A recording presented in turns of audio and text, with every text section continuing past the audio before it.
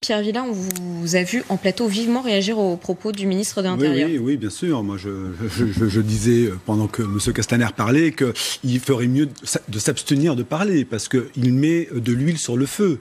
Hein. En disant quoi ? Par exemple, lorsqu'il, encore une fois, et à l'unisson, évidemment, de tout le gouvernement, à l'unisson d'une grande partie des médias, quand les violences étaient extrêmes, on revient sur la violence. Moi, je voudrais dire que M. Castaner, fait état d'une très grande violence, d'une plus grande violence que les casseurs. 4000... Qu'est-ce que ça veut dire, une plus grande violence ? Je vais vous dire, il est le chef des forces de maintien de l'ordre. Il est le chef de la police.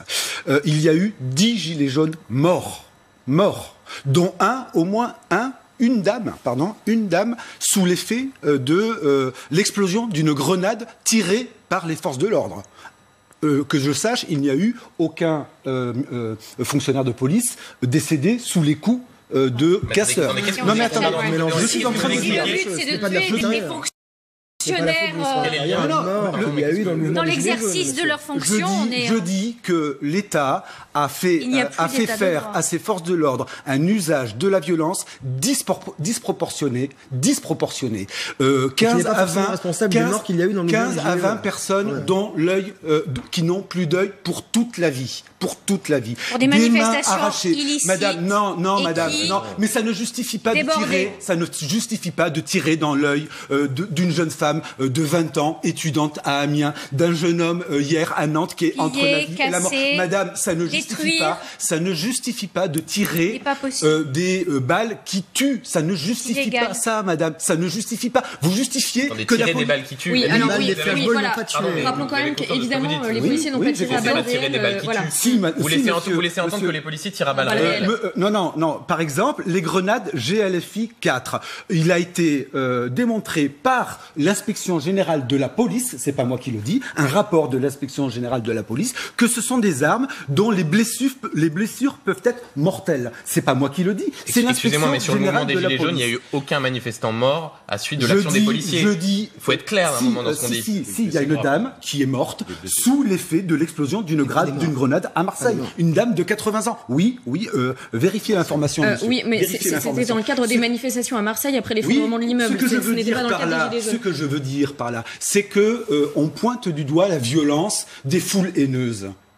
D'abord un amalgame inadmissible. Non, justement, ne pas faire l'amalgame. Ce n'est peut-être qu'une minorité. Les porte-paroles des foules haineuses.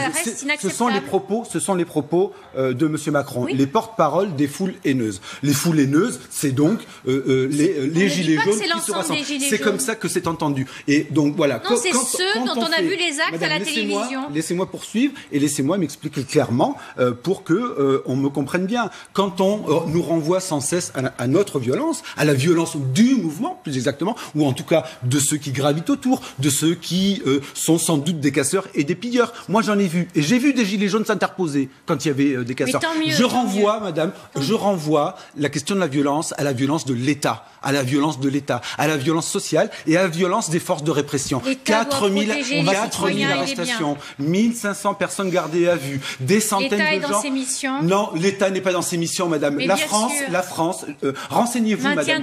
Écoutez-moi, c'est pas du maintien de l'ordre. Il y a plusieurs théories et doctrines en matière de maintien de l'ordre. Et la doctrine française qui vise l'escalade des rapports de force est seule en Europe. Il y a une doctrine qui s'appelle la désescalade, qui est appliquée dans tous les pays européens, où les grenades explosives ne sont pas utilisées, où les flashballs ne sont pas utilisés, et où les violences, quand il y a des mouvements sociaux, notamment en Allemagne, sont nettement moins violentes. La réponse a toujours été proportionnée. Donc l'État, le ministère de l'Intérieur, la police doit revoir sa doctrine en matière de maintien de l'ordre parce qu'elle est trop violente. On va continuer ce débat dans un instant, mais tout d'abord...